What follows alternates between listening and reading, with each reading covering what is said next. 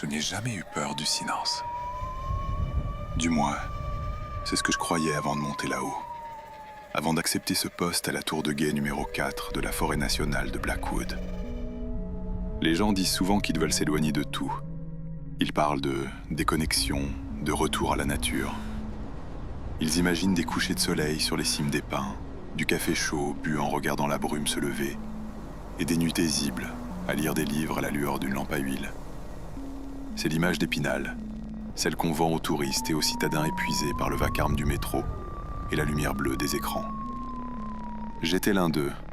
J'avais besoin d'argent, bien sûr, mais j'avais surtout besoin de fuir. Une rupture difficile, un job de bureau qui me grignotait l'âme, une vie qui semblait tourner à vide. Quand j'ai vu l'annonce pour le poste de guetteur de feu pour la saison estivale, j'ai postulé dans la minute. 6 mois, seul, au milieu de 300 000 hectares de forêt vierge, payé pour regarder les arbres et s'assurer qu'ils ne brûlent pas.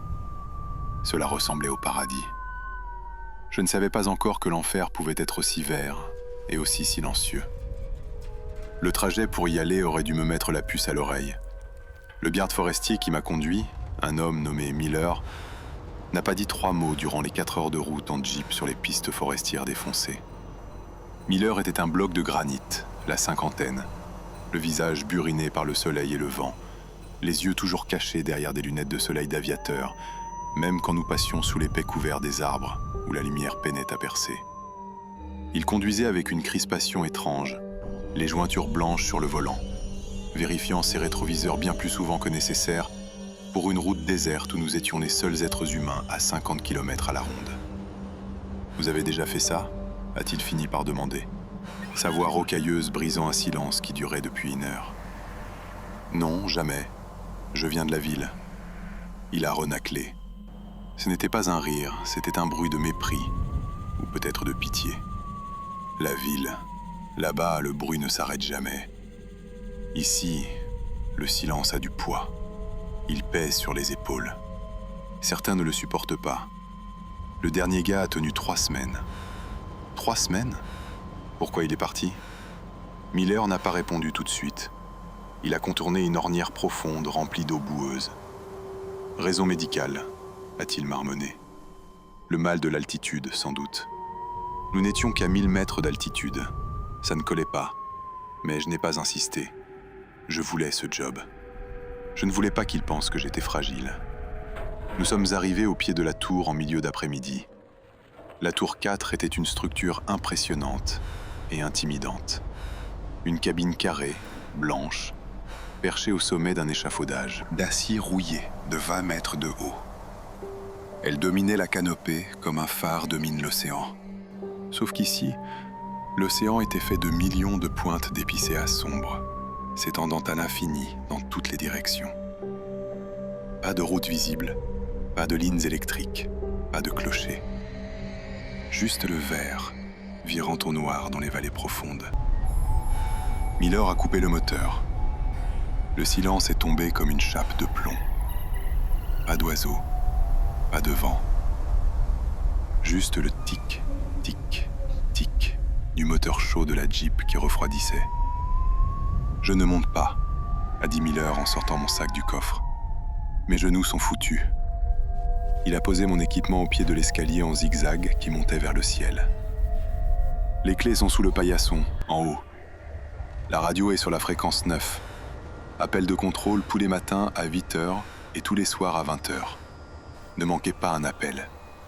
Si vous manquez 2 appels de suite, on envoie l'hélico et ça sera retenu sur votre paye. Compris. Il a remonté dans sa voiture précipitamment. Il regardait le soleil qui commençait à descendre doucement vers l'ouest.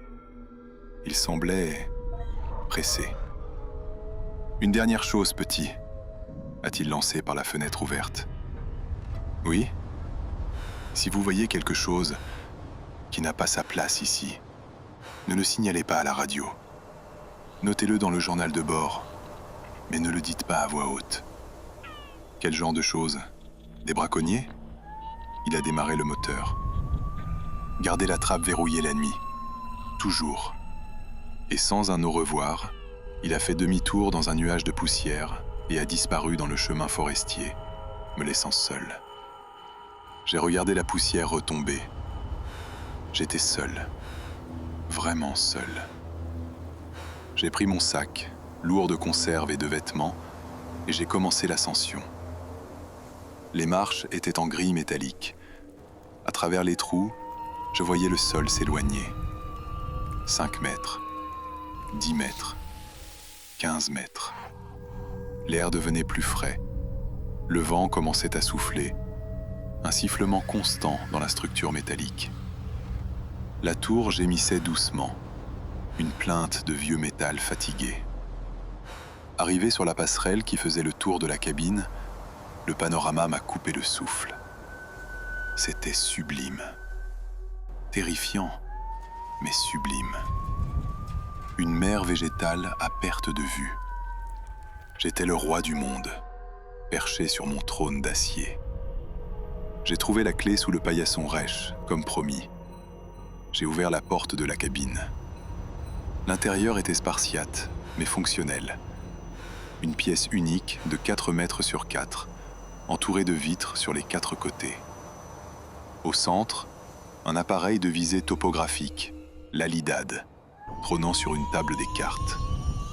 Un lit de camp dans un coin, un poêle à bois, une petite cuisine au gaz et une radio VHF posée sur un bureau encombré. Ça sentait le vieux papier, le pain et la poussière chauffés par le soleil. C'était une odeur d'abandon. J'ai posé mon sac sur le lit. Le matelas était fin, taché par endroits. J'ai essayé de ne pas imaginer qui avait dormi là avant moi, ni pourquoi il était parti pour raison médicale. J'ai passé les 2 premières heures à m'installer, ranger mes boîtes de haricots, mes livres, mes vêtements de rechange. J'ai testé la radio. Centrale, ici Tour 4. Test radio, vous me recevez ? Juste du grésillement pendant 10 secondes. Puis une voix lointaine, déformée par la statique. Reçu Tour 4, signal clair. Bienvenue au purgatoire, Elias. Terminé. La voix n'était pas celle de Miller. C'était une voix plus jeune, féminine. Peut-être la répartitrice au QG. J'ai souri. Purgatoire. Humour de forestier. Le soleil a commencé à se coucher. C'est là que l'ambiance a changé. Quand le soleil passe sous l'horizon dans la forêt, il ne fait pas nuit tout de suite. Le monde devient gris. Les couleurs s'estompent. Les arbres, qui étaient des individus distincts, fusionnent pour former une masse noire compacte. Et le silence change de texture. Le silence de jour est un silence d'attente. Le silence de nuit est un silence d'écoute. J'avais l'impression que la forêt retenait son souffle. J'ai allumé la lampe à gaz. La lumière chaude a repoussé l'obscurité à l'extérieur des vitres, transformant les fenêtres en miroirs noirs. Je ne voyais plus dehors, mais tout ce qui était dehors pouvait me voir, illuminé comme dans un aquarium. J'ai tiré les rideaux. Ils étaient vieux, d'un verre délavé, et ne fermaient pas complètement. Il restait toujours une fente, un œil ouvert sur la nuit. J'ai décidé de commencer mon travail, lire le manuel de procédure. Il était posé sur la table des cartes, un gros classeur noir au coin corné. J'ai ouvert la couverture. Première page. Instructions pour la détection des fumées. Standard. Deuxième page. Utilisation de l'Alidad et triangulation. Technique, mais compréhensible. Troisième page. Maintenance de la tour. J'ai feuilleté un moment, l'esprit vagabondant, bercé par le vent qui commençait à se lever dehors, faisant trembler très légèrement la structure. Cric, crac. Et puis, à la fin du classeur, après les fiches techniques de la radio, je suis tombé sur une enveloppe. Elle n'était pas officielle.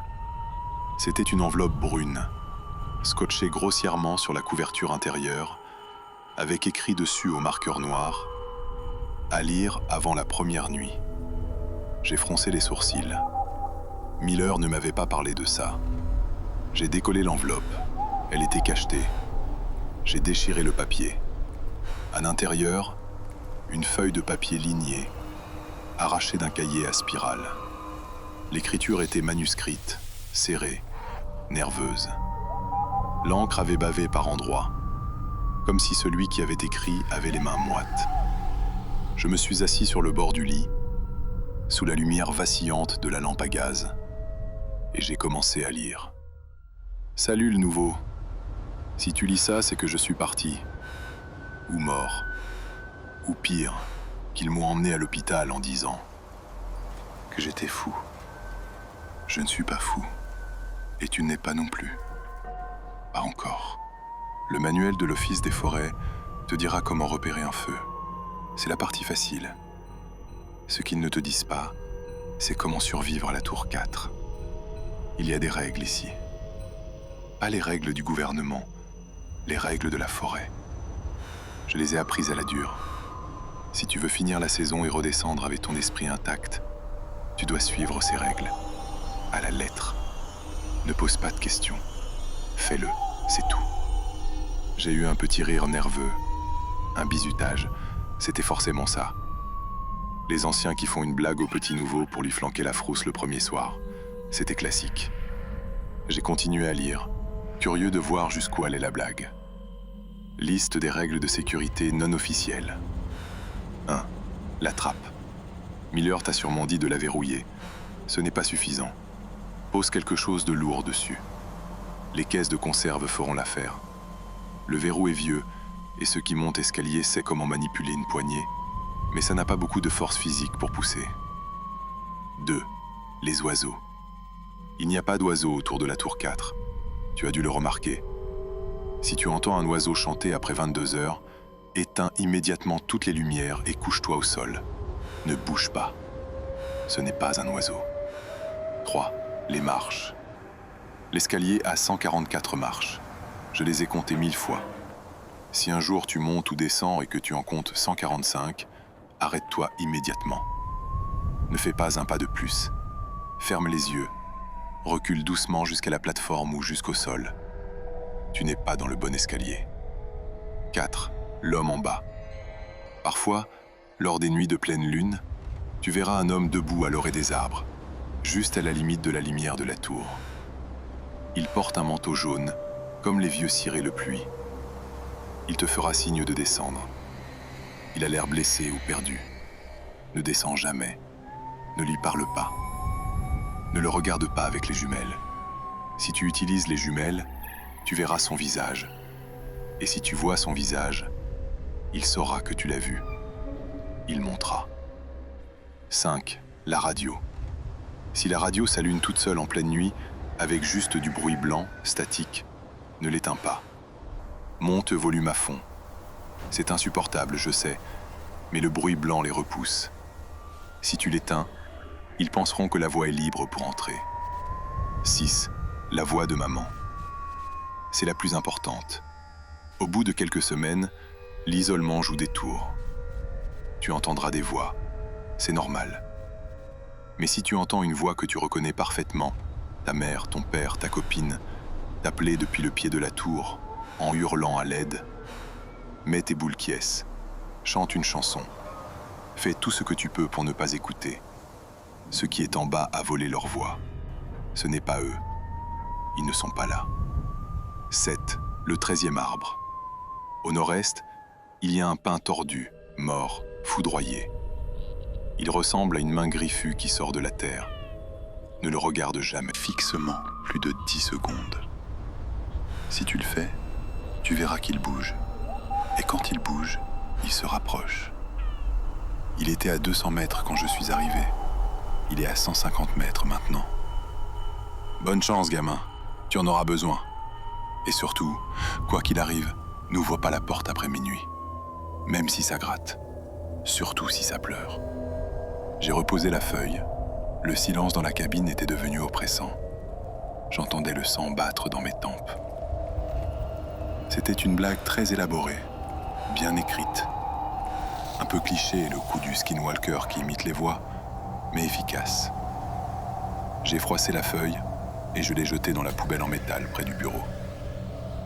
Très drôle, ai-je dit à voix haute. Ma voix a sonné étrangement plate dans la petite pièce vitrée, comme si des murs absorbaient le son instantanément. J'ai regardé la trappe au sol. C'était une lourde plaque de bois renforcée de métal qui fermait l'accès à l'escalier. Il y avait un gros verrou en acier.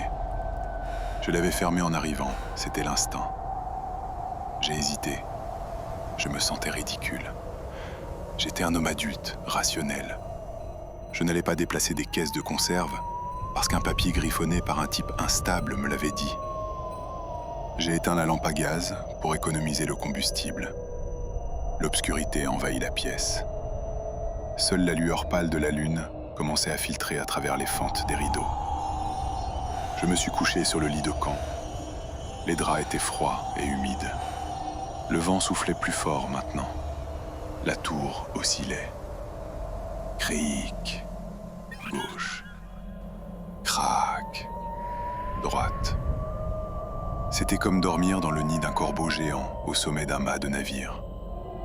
J'ai fermé les yeux, essayant de trouver le sommeil, essayant de penser à mon compte en banque qui allait se remplir, à ma nouvelle vie qui commencerait après l'été.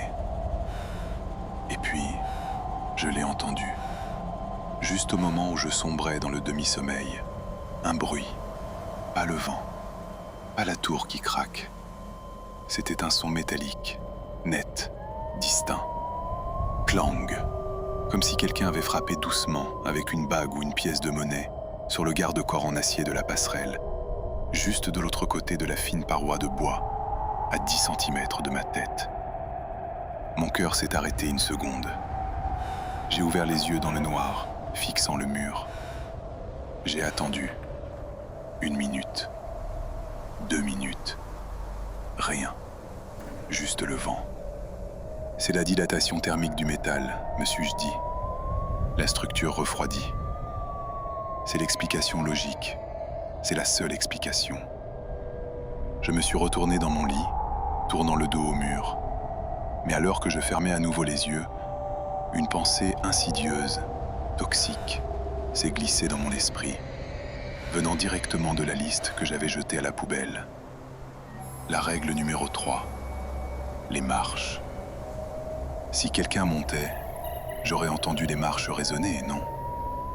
L'escalier en métal fait du bruit. Sauf si cette chose ne marche pas sur les marches. Sauf si elle grimpe directement le long des piliers, silencieusement, comme une araignée. J'ai serré ma couverture. La première nuit ne faisait que commencer. Et pour la première fois de ma vie, je priais pour que le soleil se lève vite. Le soleil s'est levé comme une insulte à ma peur.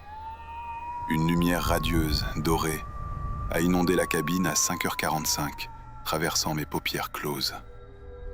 Je me suis réveillé en sursaut, le cœur battant, la main crispée sur le bord du matelas. Il m'a fallu 10 secondes pour me rappeler où j'étais. La tour, la forêt, le nouveau job. J'ai regardé autour de moi. La cabine n'avait rien d'effrayant sous la lumière du jour. C'était juste une boîte en plexiglas et en bois, un peu sale, qui sentait le café froid et le renfermé. La feuille de papier froissée était toujours dans la poubelle en métal. Je me suis senti stupide. Incroyablement stupide. J'avais passé la moitié de la nuit recroquevillé sous ma couverture, comme un enfant de 5 ans. Tout ça parce qu'un courant d'air avait fait claquer une pièce de métal.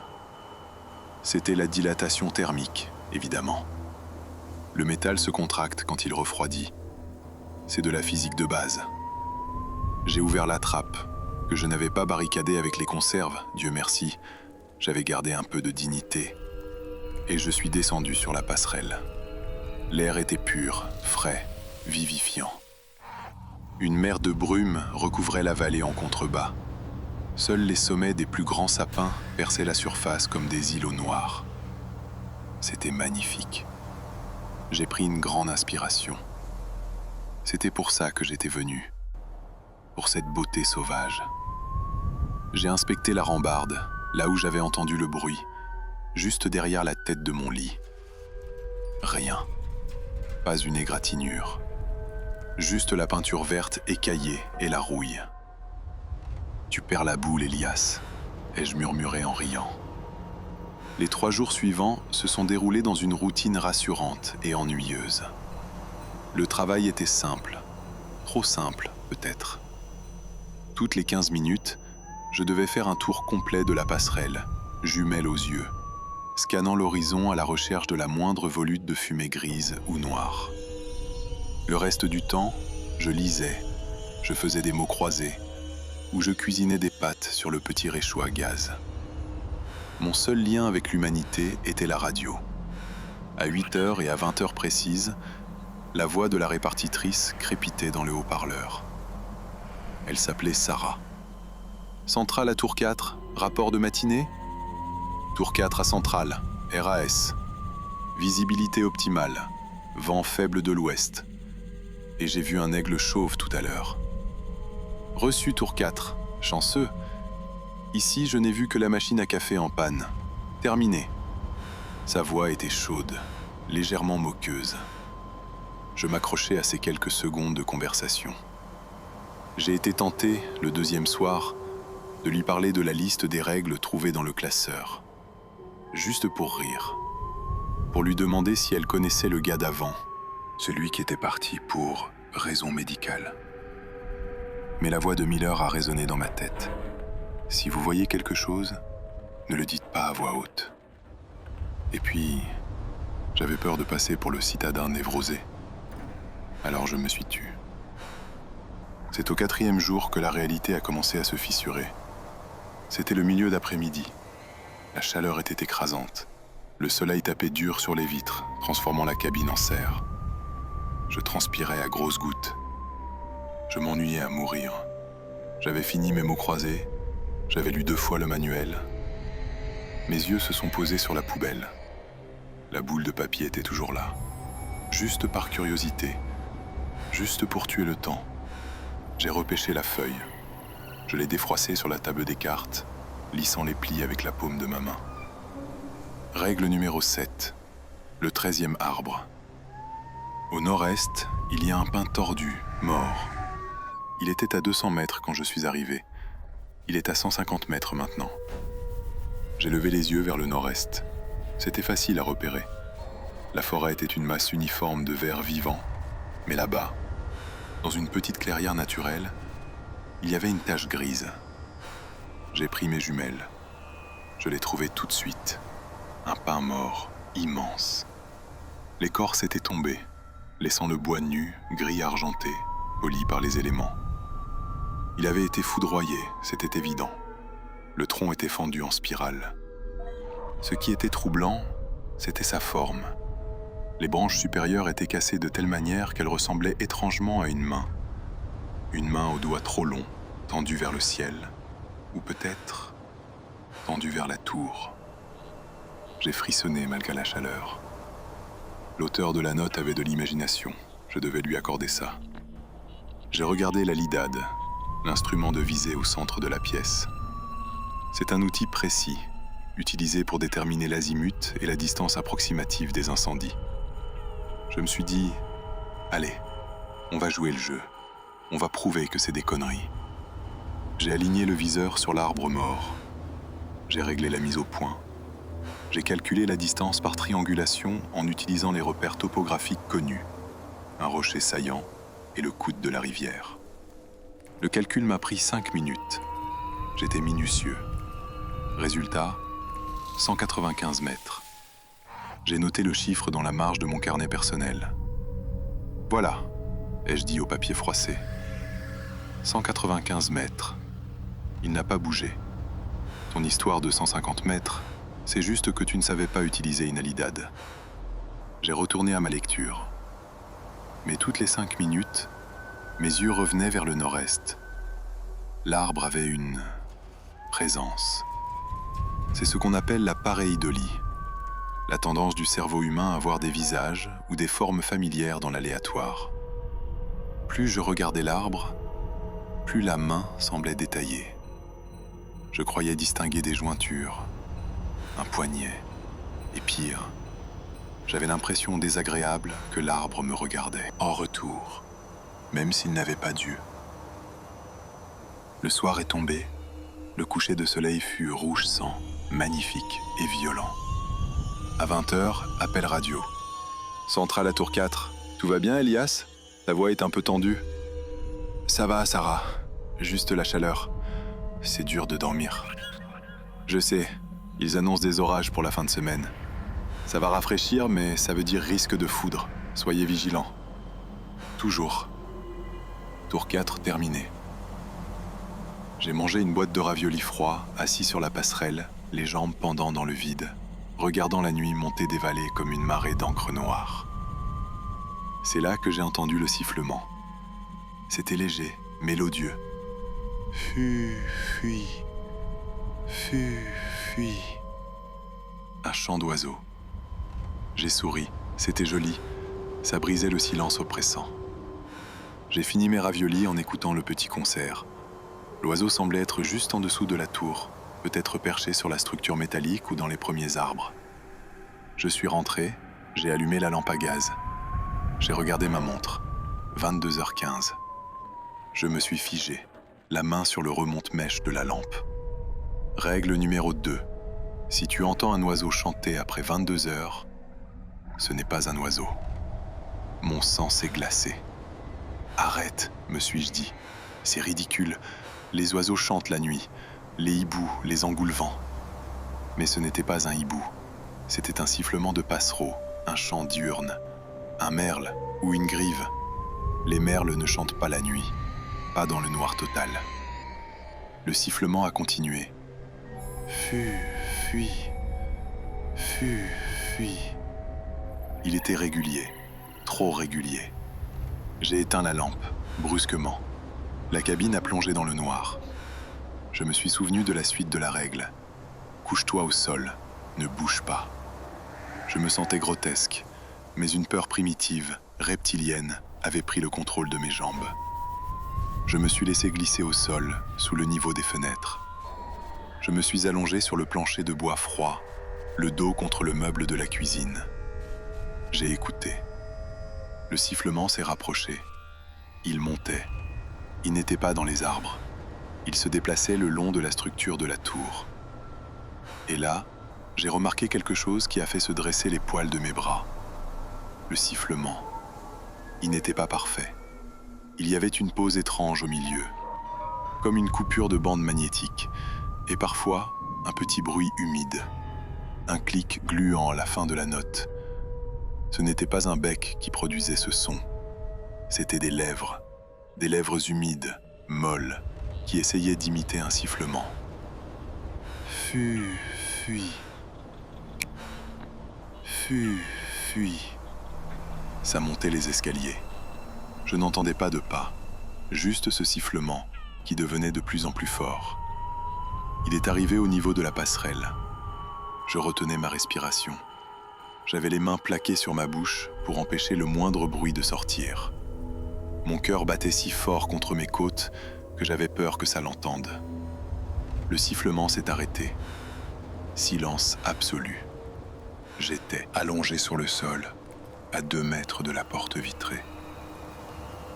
Il n'y avait qu'un simple verrou de laiton et un rideau vert délavé entre moi et la chose.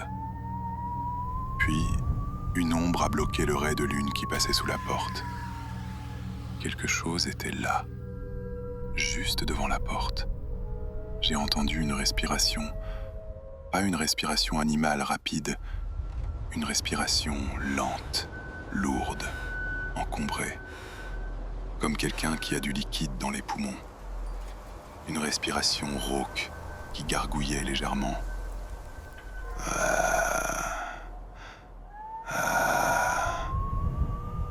L'ombre est restée là une éternité. Peut-être 5 minutes, peut-être 1 heure. Je fixais le bas de la porte, terrorisé à l'idée de voir la poignée tourner. Si la poignée tournait, je n'avais rien pour me défendre. Juste mon couteau à steak et une poêle à frire.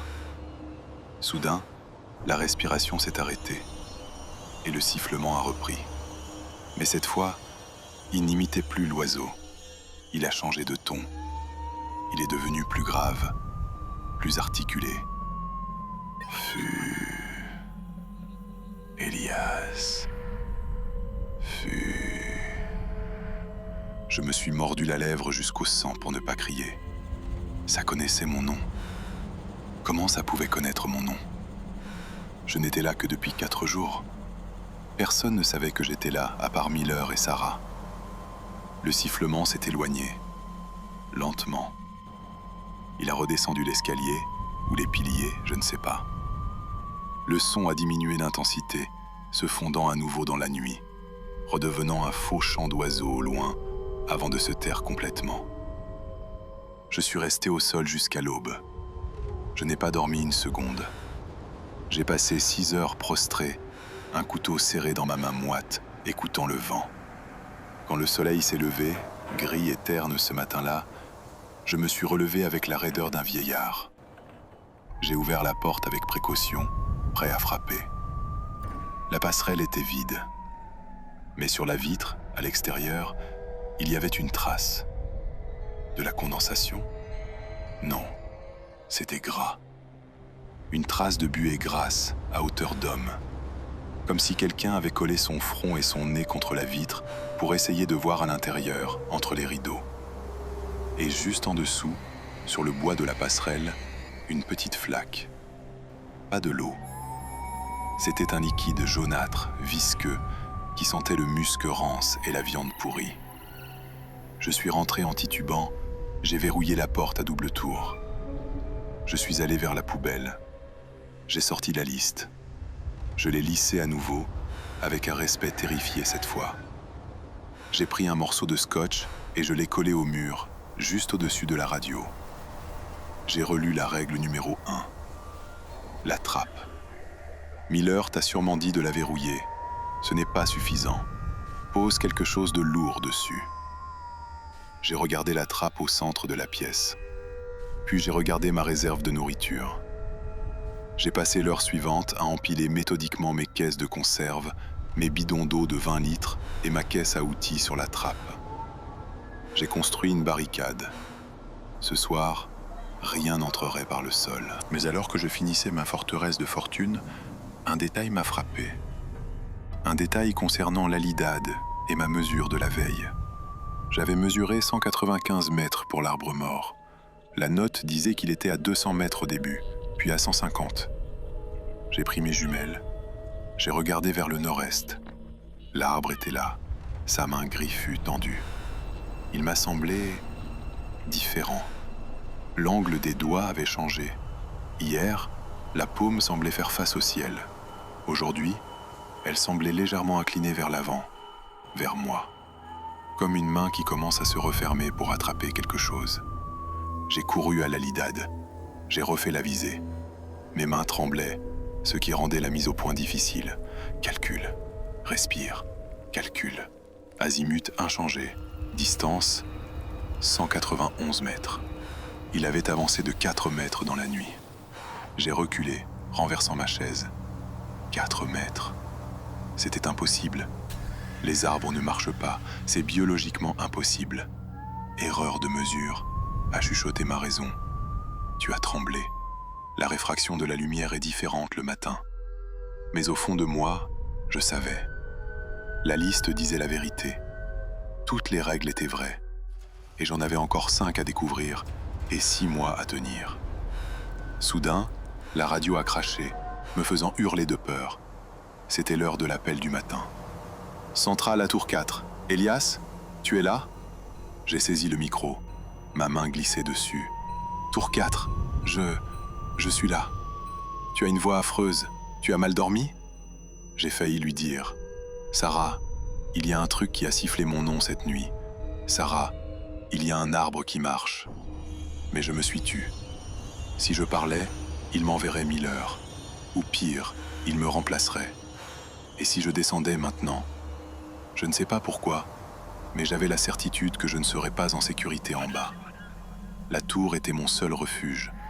Tant que je restais en haut, avec la trappe bloquée, j'avais une chance. Juste un cauchemar, Sarah. Tout va bien. RAS. D'accord. Au fait, on a des signalements de randonneurs perdus dans le secteur 4 Sud. Ouvre l'œil. Si tu vois de la fumée de campement non autorisée, signale-le. Compris. J'ai raccroché. Des randonneurs perdus. Je me suis approché de la fenêtre sud. J'ai scanné la lisière des arbres. Et c'est là que j'ai vu la tache jaune. Loin, très loin, à la limite des arbres. Un jaune vif, artificiel. Un ciré de pluie. Un homme, debout, immobile, qui regardait vers la tour. Règle numéro 4. L'homme en bas ne descend jamais. Il a levé un bras. Il m'a fait un signe lent, un signe de détresse. Viens m'aider. J'ai posé les jumelles. Je n'ai pas regardé son visage. Je me souvenais de la règle. Si tu vois son visage, il saura que tu l'as vu. Je me suis détourné de la fenêtre, le cœur au bord de l'explosion. Ils étaient tous là. Ils se réveillaient tous en même temps. La fête ne faisait que commencer. J'ai passé le reste de la journée dos à la fenêtre sud, refusant obstinément de regarder vers la lisière où se tenait l'homme en jaune. Je savais qu'il était là. Je sentais sa présence comme une démangeaison entre les omoplates. À chaque fois que je faisais mon tour de ronde obligatoire, je trichais. Je balayais rapidement la zone sud sans fixer aucun point, mes yeux glissant sur la canopée sans s'arrêter au sol.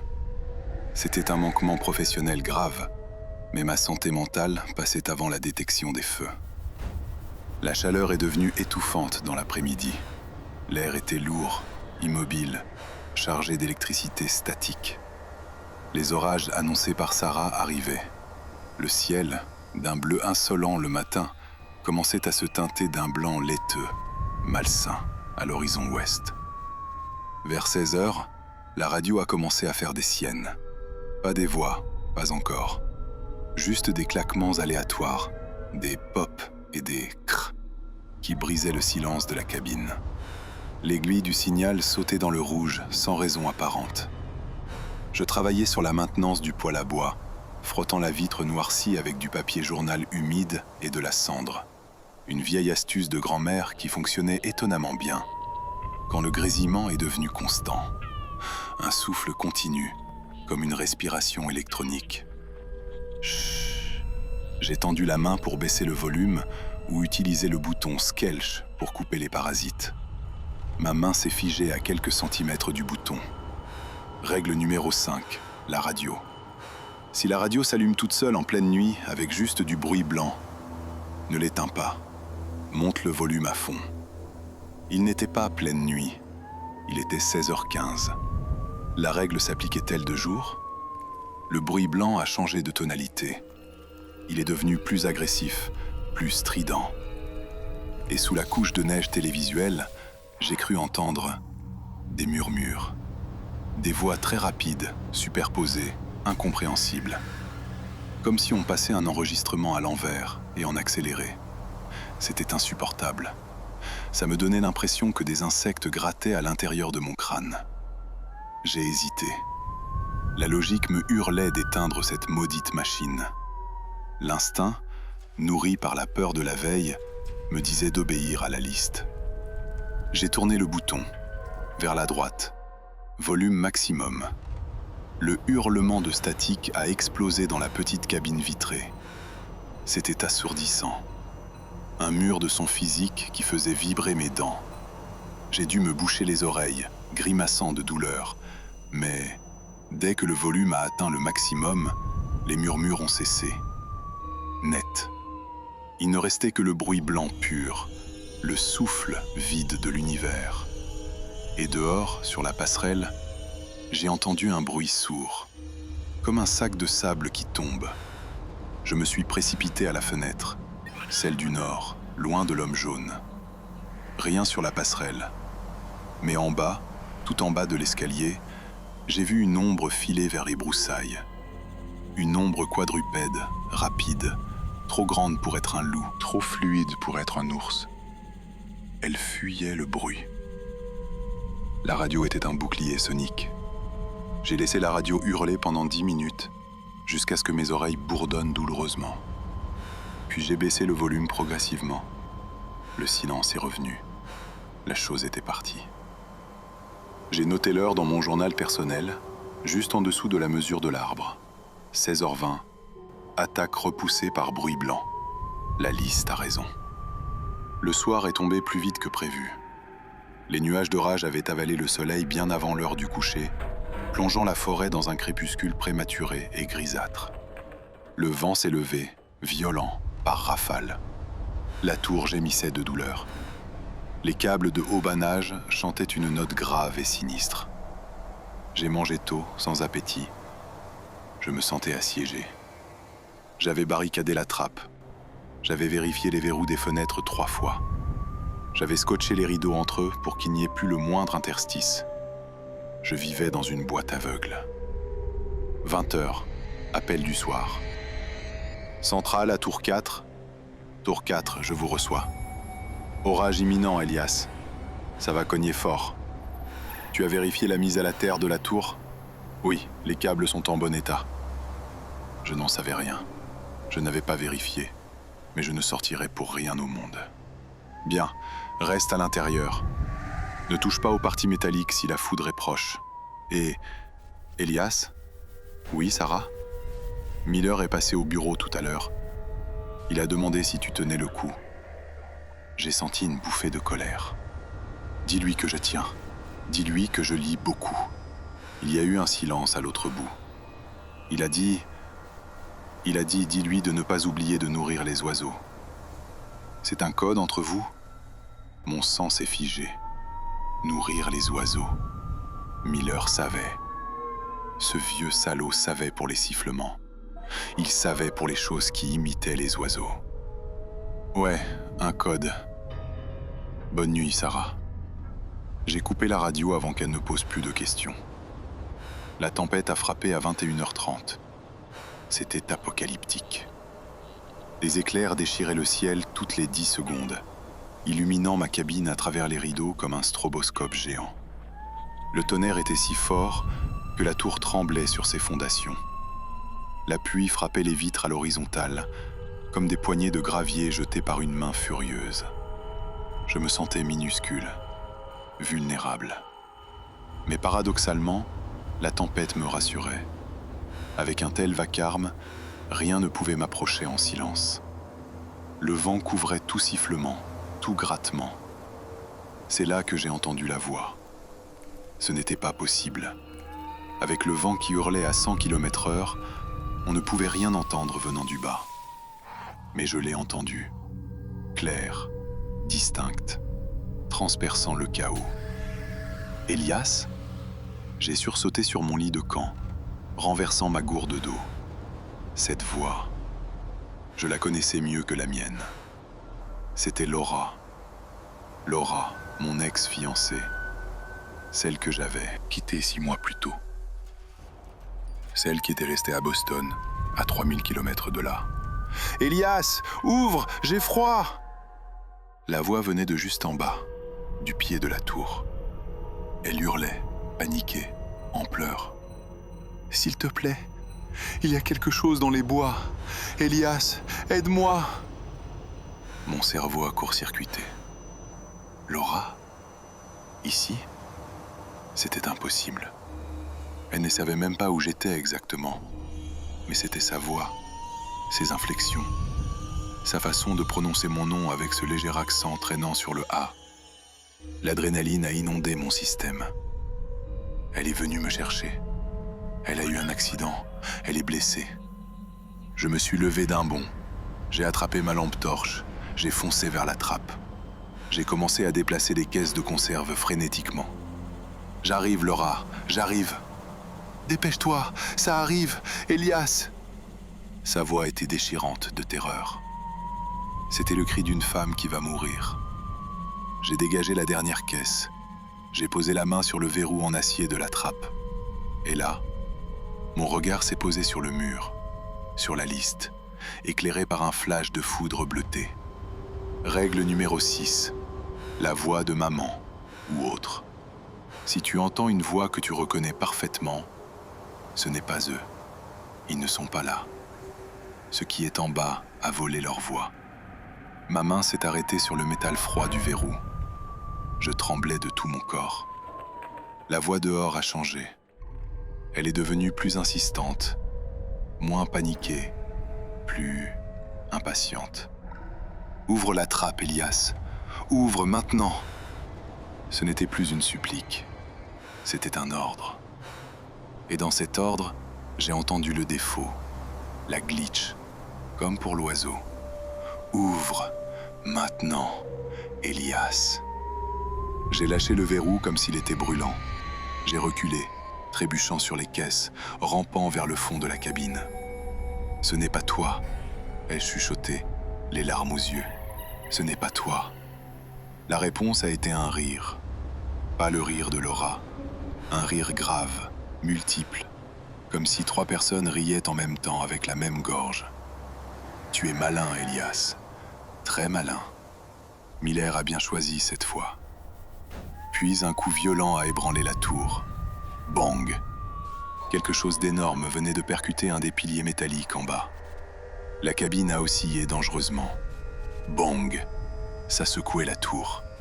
Ça essayait de me faire tomber ou de faire céder la structure. Je me suis roulé en boule sous la table des cartes, les mains sur les oreilles, chantant une comptine idiote pour couvrir le bruit, comme le conseillait la règle. Au clair de la lune, mon ami Pierrot. Bang! Prête-moi ta plume pour écrire un mot. Elias, ouvre, je sais que tu es là. La voix de mon père cette fois, mort depuis 10 ans. Ma chandelle est morte, je n'ai plus de feu. Ça a duré des heures. La tempête dehors et la tempête de voix en bas. Mon père, ma mère, Laura, mon ancien patron, même Miller. Toutes les voix que je connaissais, défilant les unes après les autres, me suppliant, m'insultant, me menaçant. C'était un festival d'horreur psychologique conçu sur mesure pour briser un esprit. Vers 3 heures du matin, le vent est tombé brusquement. Les coups ont cessé, les voix se sont tues. Il ne restait que le bruit de la pluie, douce et régulière, sur le toit. Je ne suis pas sorti de sous la table. Je me suis endormi là, épuisé, brisé, sur le plancher dur. Quand je me suis réveillé, il faisait grand jour. Le ciel était lavé, d'un bleu pur, innocent. J'avais mal partout. J'avais faim, j'avais soif. Je me suis relevé, j'ai regardé par la fenêtre. La forêt était resplendissante, verte, brillante sous le soleil. Comme si rien ne s'était passé. Mais quand j'ai regardé en bas, au pied de l'escalier, j'ai vu les traces. La boue était retournée, piétinée. Comme si un troupeau de bœufs avait dansé autour de la tour. Et sur le métal du premier pilier, à 3 mètres du sol, il y avait des griffures, profondes, dans l'acier. 4 sillons parallèles, déchirant la peinture et entaillant le métal, comme des ouvre-boîtes géants. J'ai remis les caisses sur la trappe, j'ai ajouté ma valise, j'ai ajouté le petit poêle à bois, froid, que j'ai traîné avec difficulté. Je ne descendrai plus, jamais.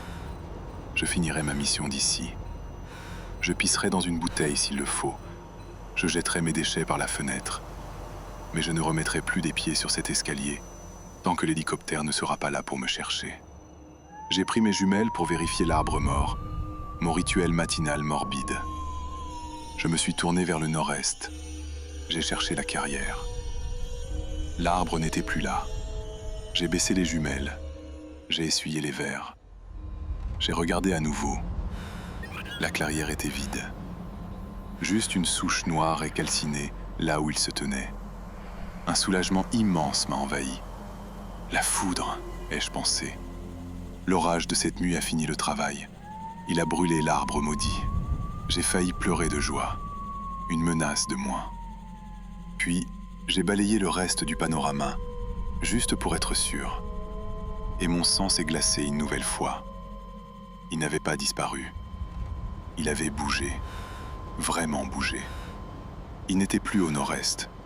Il était maintenant plein est, à la lisière de la forêt, juste à l'orée de la zone déboisée qui entoure la tour, à 50 mètres.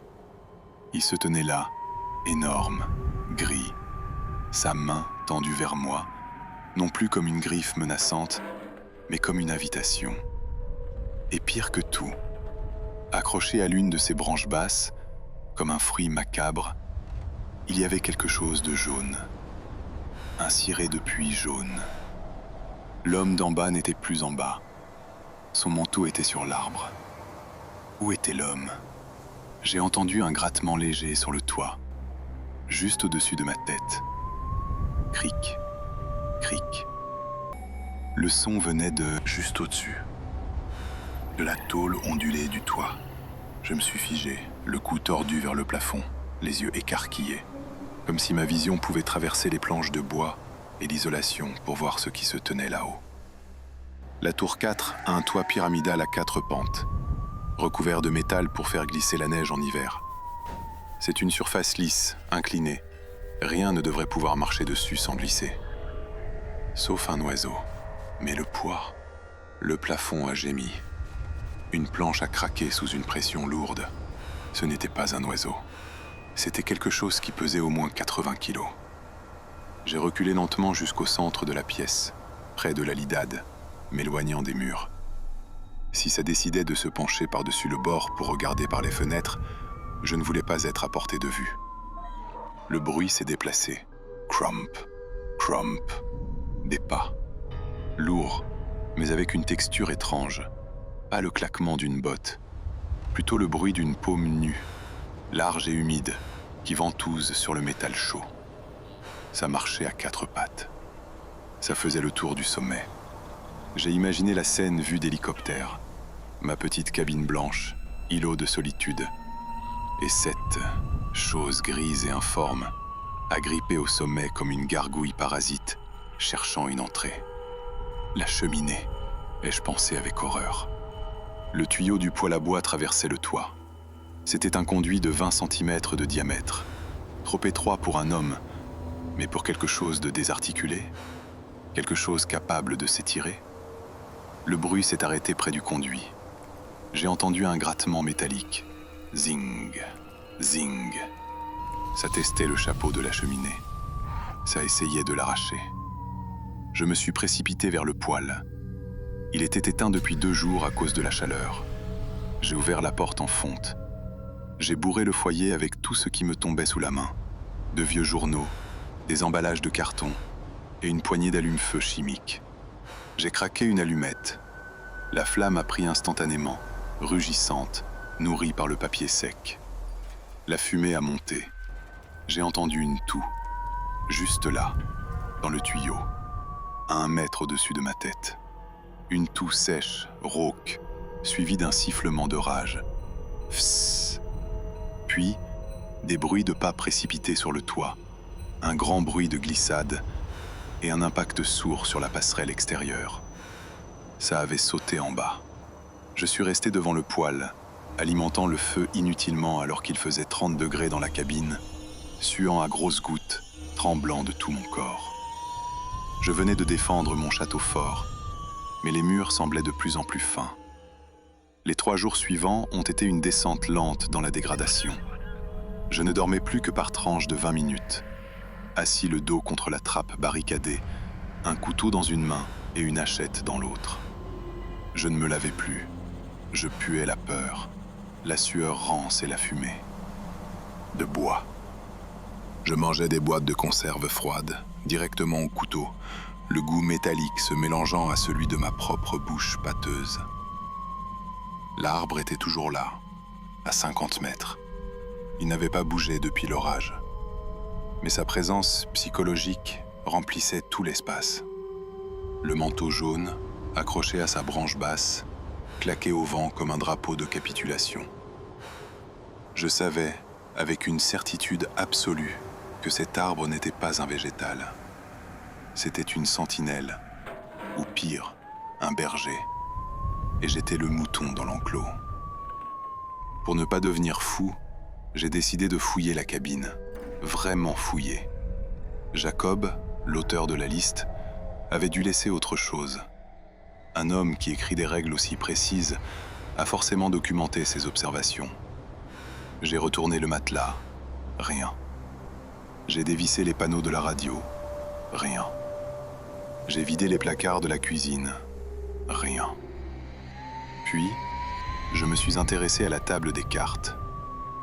C'était un meuble massif, en chêne, vissé au sol pour la stabilité de la lidade. Il y avait 2 grands tiroirs plats pour les cartes topographiques. J'ai sorti les tiroirs complètement. J'ai éclairé l'intérieur de la carcasse du meuble avec ma lampe torche. Et là, scotché sous le fond du tiroir de gauche, il y avait un cahier. Un petit carnet noir, type Moleskine, couvert de poussière. Je l'ai décollé avec des mains tremblantes. Sur la couverture, gravé au couteau dans le cuir synthétique, Log 1998. Ce n'était pas Jacob. Jacob était là l'année dernière. 1998, c'était il y a des années. C'était le journal d'un autre prédécesseur. Je me suis assis en tailleur, loin des fenêtres, et j'ai ouvert le carnet. Les premières pages étaient banales. Météo, observation d'oiseaux, ennui. L'écriture était soignée, calligraphiée. L'homme s'appelait Arthur. Puis, vers la mi-juillet, l'écriture changeait. Elle devenait plus anguleuse, plus pressée. 14 juillet. J'ai trouvé des traces de dents sur les piliers en bas. Pas un ours, trop haut. Quelque chose a essayé de mordre l'acier. 20 juillet. La radio me parle quand elle est éteinte. Elle murmure des chiffres, des coordonnées. J'ai vérifié sur la carte. Ça mène au milieu du marais noir, là où personne ne va. 2 août. Je l'ai vu. L'homme en jaune. Il était en bas. Il pleurait. Il m'a demandé de l'eau. J'ai failli descendre, mais j'ai vu ses pieds. Il ne portait pas de bottes. Ses pieds étaient noirs, comme des racines. Il s'enfonçait dans la terre. J'ai arrêté ma lecture. Arthur avait vu l'homme en jaune aussi, en 1998. Mais Jacob, dans sa note, disait « Ne descends jamais. Si tu descends, il montera. » J'ai repris la lecture, sautant vers la fin du carnet. Les pages étaient froissées, certaines tachées de café ou de sang séché. 28 août. J'ai compris. Ce n'est pas une forêt, c'est un estomac. Nous sommes les sucs gastriques. Nous sommes là pour digérer le temps. Cette phrase n'avait aucun sens, c'était du délire pur. 1er septembre, il est monté sur la passerelle, l'homme en jaune. J'ai vu son visage à travers la vitre. Mon Dieu, il n'a pas de visage. C'est lisse.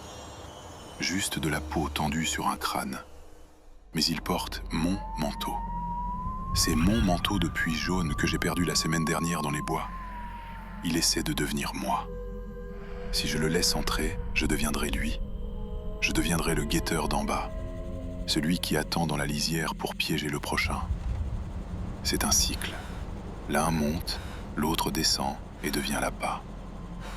La dernière page était arrachée. J'ai refermé le carnet doucement. L'homme en jaune n'était pas une victime. C'était le précédent guetteur, ou une copie du précédent guetteur.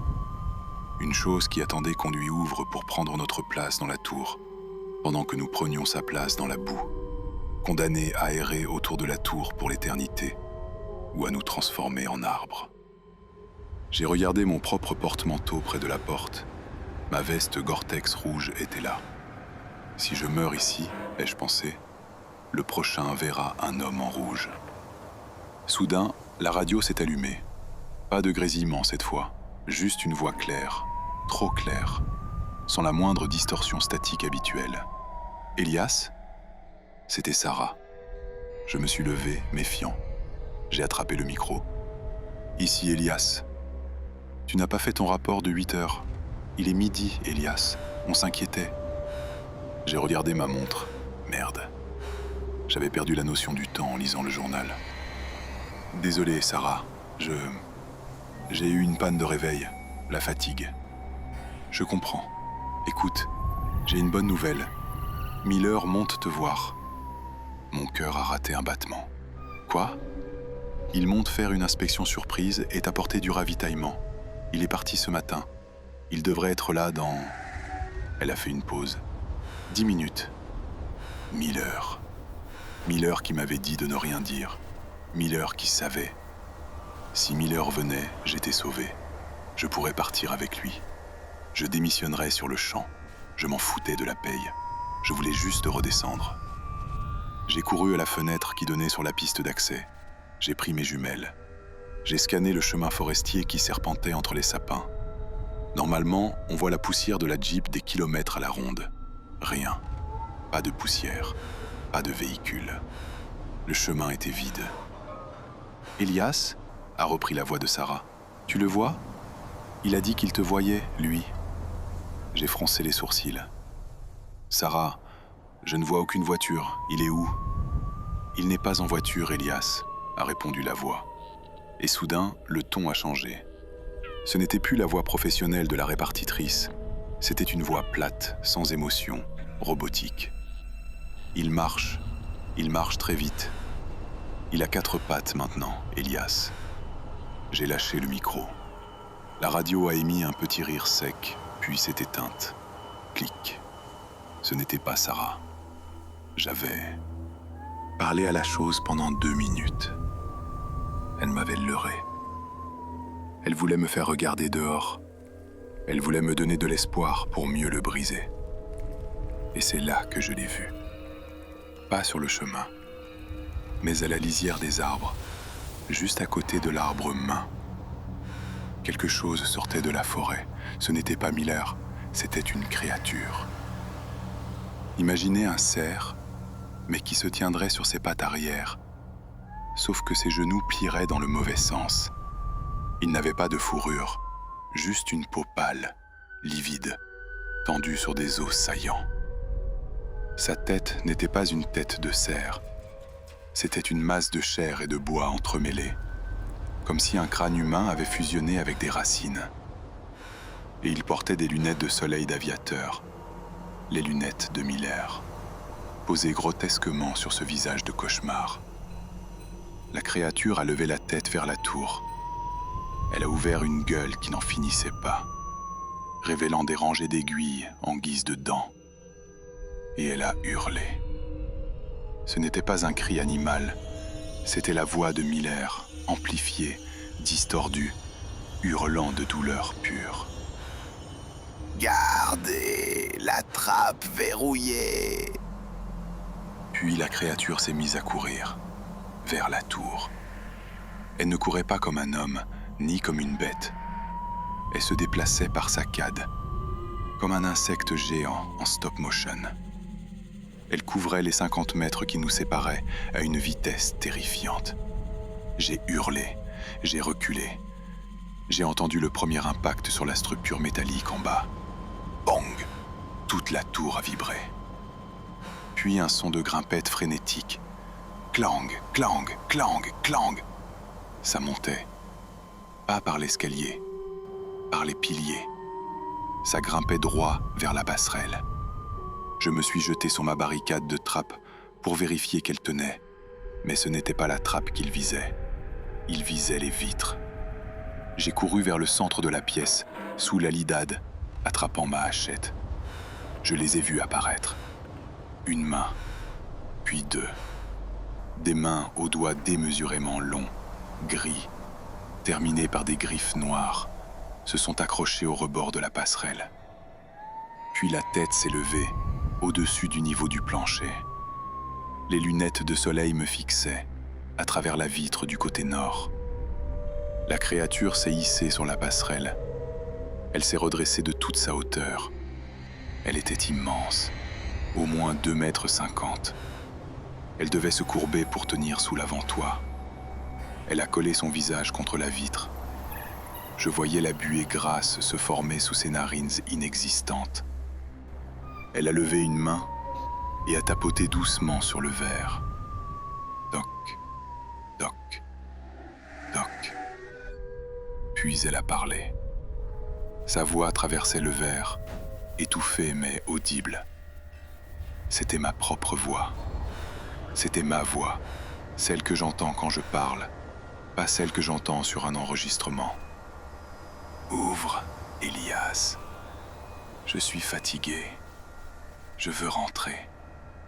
C'est mon tour maintenant. J'ai serré la hachette si fort que mes articulations ont craqué. Jamais, ai-je hurlé.